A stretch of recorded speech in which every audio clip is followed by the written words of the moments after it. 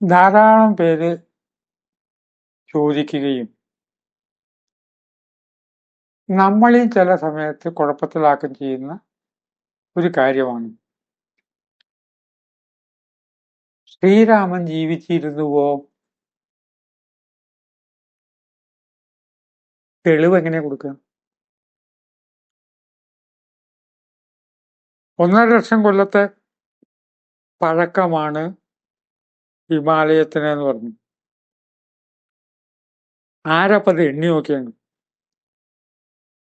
1.5 ലക്ഷം കൊല്ലം കൃത്യമാണോ? 1.5 ലക്ഷം പഴക്കമുണ്ടെന്ന് എന്റെ കുട്ടിക്കാലത്ത് കേട്ടിട്ടുണ്ട്, 50 കൊല്ലം മുമ്പ്. അപ്പൊ 1.150 കൊല്ലാവണ്ടേ പഴക്കം? ഇങ്ങനെ എണ്ണി നോക്കിയവരില്ലേ? പണ്ട് പൈപ്പിൽ വെള്ളം കുടിക്കുന്ന സ്ത്രീകളെ എന്തോ പറഞ്ഞ് കലഹിച്ചു. ഈശ്വരൻ ഒന്നേ ഉള്ളൂ എന്ന് ഒരുത്തി പറഞ്ഞപ്പോ ഒന്നൊന്നല്ല, 2 ഉണ്ട്. ആ 2 ഉണ്ട്. പിന്നെ ഞങ്ങളുടെ തറവാട്ടിൽ വക ഭഗവതി 3 ഉണ്ട്. കുടം നിറഞ്ഞ സ്ത്രീ മിണ്ടാട്ടല്ല. ആ സ്ത്രീ മനസ്സിൽ വിചാരിച്ചു, ആരാപ്പത് എണ്ണിയൊക്കെ എന്ന്. നിങ്ങളൊക്കെ തർക്കിക്കുന്ന എന്തിനാ? നമ്മളിങ്ങനെ ചിന്തിക്കുന്ന അവസരങ്ങളുണ്ട്. ശ്രീരാമന്റെ കാലം കഴിഞ്ഞിട്ട് യുഗം മാറിയിട്ടാണ് കൃഷ്ണന്റെ അവതാരം. ആ കൃഷ്ണൻ ജനിച്ച ദ്വാരകയില് ഞാൻ പോയിട്ടുണ്ട്. ദ്വാരക സമുദ്രത്തിൽ മുങ്ങിക്കിടക്കുകയാണ്. എത്രയോ ആയിരക്കണക്കിന് കൊല്ലം കഴിയുമ്പോൾ പ്രാദേശികമായിട്ടുണ്ടാകുന്ന മാറ്റം കൊണ്ട് ഒക്കെ വെള്ളത്തിൽ മൂടും. പരശുരാമൻ മഴു എറിഞ്ഞതിന് മുമ്പേ, ആ മഴു എറിഞ്ഞതിന് മുമ്പല്ലേ മഹാബലി ഭരിച്ചത്? മഹാബലിയുടെ കാലശേഷം വെള്ളത്തിൽ മൂടിയ കേരളത്തിനെ മഴു എറിഞ്ഞ് വീണ്ടെടുക്കുകയാണ് ചെയ്തത്. പരശുരാമൻ മഴു എറിഞ്ഞിട്ട് കേരളം ഉണ്ടായതല്ല. ആ വാക്കാണ് മാറ്റി, മഴു എറിഞ്ഞു മാത്രമേ ഉള്ളൂ. മഴു എറിഞ്ഞ് വീണ്ടെടുത്തതാണ്. കാലം അങ്ങനെ മുന്നോട്ട് പോകുമ്പോൾ മഹത്തായിട്ടുള്ള ആശയങ്ങൾ നിലനിൽക്കും, സനാതനമായ ആശയങ്ങൾ നിലനിൽക്കും. അതേ ചൊല്ലിയുള്ള വൃഥാ ചർച്ചയ്ക്കോ നാം സമയം കൊടുക്കുകയേ ചെയ്യരുത്. നിങ്ങൾക്ക് എങ്ങനെ ഇതിനൊക്കെ ഇത്ര സമയം കൊടുക്കണം? ഉത്തരം, അനാവശ്യ ചർച്ചകൾക്ക് ഇടം കൊടുക്കരുത്. ഏറ്റവും അറിവുള്ള ശങ്കരാചാര്യരുടെ കാര്യം പറഞ്ഞു. സൃഷ്ടി എപ്പുണ്ടായി, എങ്ങനെ ഉണ്ടായി ഒക്കെ ഒടുവില് സൃഷ്ടി നടന്നിട്ടില്ല. ഇതൊക്കെ ഉണ്ടായി നിങ്ങൾ കാണുന്ന ഒക്കെ ഉണ്ടായതാണ്. എന്നും വെച്ച് ഉണ്ടാവണമെന്നുണ്ടോ? ഒരാൾ സൃഷ്ടി നടത്തണം എന്നാരേ പറഞ്ഞു? അനാദി, തുടക്കം മുതൽക്കുള്ളതാണ്. ഇതിനൊരു തുടക്കവുമില്ല അവസാനവുമില്ല. വേദാന്തത്തിന്റെ ഉന്നത ശ്രേണിയിൽ ഇതൊക്കെ പറഞ്ഞിട്ട് അവസാനം യഥാർത്ഥത്തിൽ ഒന്നുമില്ല. സൃഷ്ടിയില്ല, സൃഷ്ടികർത്താവുമില്ല, ഇല്ല എന്നുള്ളതുമില്ല. അതാണ് ബുദ്ധൻ എന്ന അവസ്ഥ. ഒന്നുമില്ല, ഇല്ല എന്നും പറയരുത്. ഇല്ല എന്നുള്ളതും ഇല്ല. ശൂന്യത എന്നുണ്ടായിരുന്നോ? തെറ്റല്ലേ അത്? ശൂന്യത ഇവിടെ ഉണ്ടാകണ്ടേ? ശൂന്യത നമുക്ക് പലതും ശൂന്യത എന്നുണ്ടാവുമായിരിക്കും. ശൂന്യതയെ ഇവിടെ ആദ്യം ഉണ്ടാക്കണ്ടേ? ശൂന്യത ഉണ്ടാക്കാതെ പറ്റുമോ? ഇങ്ങനെ വരുമ്പോ ശ്രീരാമന്റെ ഡേറ്റ് ഓഫ് ബർത്ത് എന്നാ? ശ്രീകൃഷ്ണൻ എന്ന് ജനിച്ചു? അവരുടെ ജന്മസ്ഥലം അവിടെ തന്നെയാണോ? കുറച്ച് ഇപ്പുറത്തെ ഈ സ്ഥലങ്ങളിലൊക്കെ മാറ്റമല്ലേ? അത് കൃത്യമായിട്ട് അവിടെ തന്നെയാണോ? അത് ഉണ്ടായതാണോ? ആ ഉണ്ടായതാണെന്ന് വെച്ചാൽ ശ്രീരാമൻ വസിഷ്ഠനോട് ഇങ്ങനെ പറഞ്ഞു, വസിഷ്ഠൻ മറുപടി പറഞ്ഞു. ആരപ്പ കേട്ടോരുള്ളത്? ഈ തർക്കങ്ങൾ നമ്മുടെ സമയം കളയുന്നു. അവര് ജനിച്ചാലും വേണ്ടില്ല, ഇല്ലെങ്കിലും വേണ്ടില്ല, ആ സാഹിത്യകൃതികൾ എത്ര വലിയ അറിവുകളാണ് നമുക്ക് തരുന്നത്. നമ്മുടെ ജീവിതത്തിനെ മുഴുവൻ നിലനിർത്തുന്ന മഹത്തായ അറിവുകളാണ് തരുന്നത്. അതവർ ഏത് കൊല്ലാ ജനിച്ച്, ആ കൊല്ലം തുടങ്ങുന്നതിന് മുമ്പേ, കൊല്ലം എന്നുള്ള സങ്കല്പം തുടങ്ങുന്നതിന് മുമ്പേ ഉണ്ടായതാവാം, ഇല്ലായതാവാം. അത് ഋഷിമാര് എഴുതി വെച്ചു.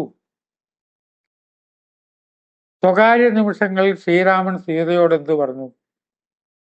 കണ്ടോറുണ്ടാവുമോ?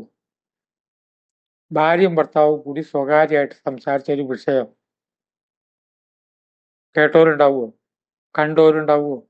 സാക്ഷി ഉണ്ടാവുമോ? ഇതൊന്നും നമുക്ക് കാര്യമല്ല. ആ പറഞ്ഞത് പ്രതിഭാശാലിയായിട്ടുള്ള ഒരു ഋഷി അത് കഥാരൂപത്തിൽ പറഞ്ഞപ്പോൾ എത്ര വലിയ തത്വങ്ങളാണ് നമുക്ക് കിട്ടിയത്. മഹാഭാരതത്തിലെ കൃഷ്ണൻ അതേമാതിരി ഒരു ഓടക്കുഴലും കയ്യിൽ വെച്ചിട്ട് ഇന്ന് കാണുന്ന രൂപത്തിൽ, കൃഷ്ണന്റെ രൂപം അങ്ങനെ തന്നെയാണ് എന്നുള്ളത് വേറെ സയന്റിഫിക് ആയൊരു വിഷയമാണ്, എങ്കിലും പറയാണ് അങ്ങനെ ആയാൽ എന്ത്, അല്ലെങ്കിൽ എന്ത്. ഭഗവത്ഗീത എത്ര വലിയ അറിവാണ് നമുക്ക് തരുന്നത്. ഇക്കാരണം കൊണ്ട് ഒന്നുകൂടി ശ്രദ്ധിക്കണം. ലിറ്ററേച്ചറിന്റെ ഒരു ഭാഗമായ ഒന്ന്, ലിറ്ററേച്ചർ എന്ന് പറഞ്ഞാൽ നുണയല്ലേ? ഒക്കെ നുണയല്ലേ? ഞാൻ 75ഓളം കൃതികൾ എഴുതി, എല്ലാം കഥകളാണ്, സാങ്കല്പികങ്ങളല്ലേ? എന്നാൽ മുഴുവൻ സാങ്കല്പികമാണോ? ആദ്യ കൃതി ചാട്ട തന്നെ സാങ്കല്പിക എന്ന് പറയാൻ പറ്റുമോ? വാണിയംകുളവും കോങ്ങാട് കന്നുകാലി ചന്തയിൽ ഒരു കാളകളെ ഒരിടത്തുനിന്ന് വാങ്ങി വേറെ ചന്തയെ കൊണ്ടുപോയി വിൽക്കലും കാളക്കച്ചവടക്കാരും ഇപ്പോഴും ജീവിതത്തിന്റെ ഒരു ഭാഗമല്ലേ? കുറെ മാറ്റങ്ങളൊക്കെ വന്നു. ഈയിടെ ആരോ വീഡിയോയിൽ ഇട്ടിരിക്കുന്നു ചാട്ട സിനിമയിലത്തെ ചില ഭാഗങ്ങളൊക്കെ. അത് സിനിമയായപ്പോൾ ഉണ്ടായുള്ളതിനേക്കാൾ മാറ്റങ്ങൾ വന്നു. ഇവിടെ ചോദ്യം, സങ്കല്പമായാലും വേണ്ടില്ല, അല്ലെങ്കിലും വേണ്ടില്ല, നിങ്ങളുടെ ജീവിതത്തിൽ അത് എന്ത് ഗുണപാഠമാണ് തന്നത്? ശ്രീരാമൻ ലക്ഷ്മണനെ ഉപദേശിച്ചപ്പോ ലക്ഷ്മണോപദേശം കേട്ടുകൊണ്ടുവന്ന ആളെ കൊണ്ടുവരാൻ പറ്റുമോ? ലക്ഷ്മണനെ ഉപദേശിച്ച സമയത്താണോ രാമായണം എഴുതിയ ആള് മഹർഷി അത് കേട്ടുകൊണ്ട് നിന്നിട്ട് ഇപ്പുറത്ത് എഴുതി വെച്ചാണോ? ഈ വക ചോദ്യങ്ങളൊക്കെ വേസ്റ്റ് ചോദ്യങ്ങളാണ് ജീവിതത്തിൽ. വേസ്റ്റായ ചോദ്യങ്ങൾ. പണ്ട് എൻ്റെ ഒരു ഗുരുവിനോട് ഇതേമാതിരി ഒരു ചോദ്യം ആരോ ചോദിച്ചപ്പോൾ പറഞ്ഞു, സുഹൃത്തെ, അത് താങ്കൾക്ക് അറിഞ്ഞിട്ട് എന്തെങ്കിലും ഒരു പ്രയോജനം ഉണ്ടോ ഈ ലോകത്ത്? രാമായണം കഥ നടക്കുന്നതിന് മുമ്പ് രാമായണം എഴുതി എന്നാണ് പറയുന്നത്.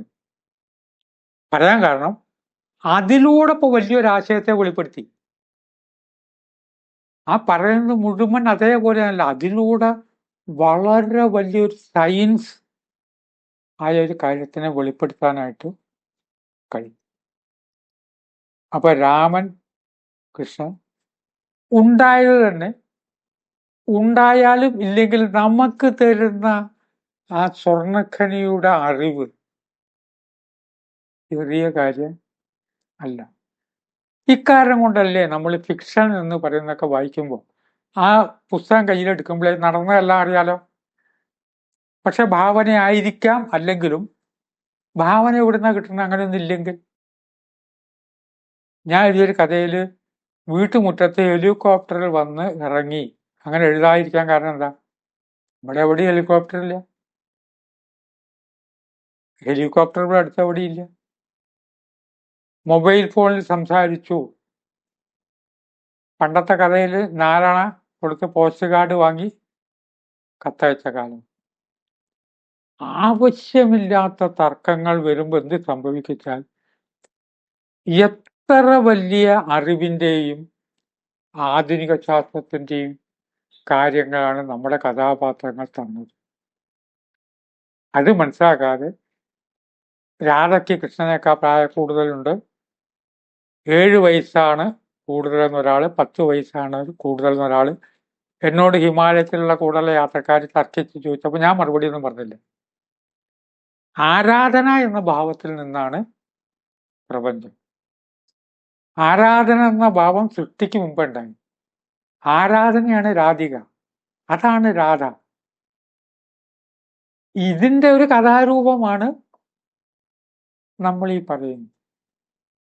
അതുകൊണ്ട് മഹത്തായ ഇതിഹാസങ്ങൾ ഏതായിരുന്നാലും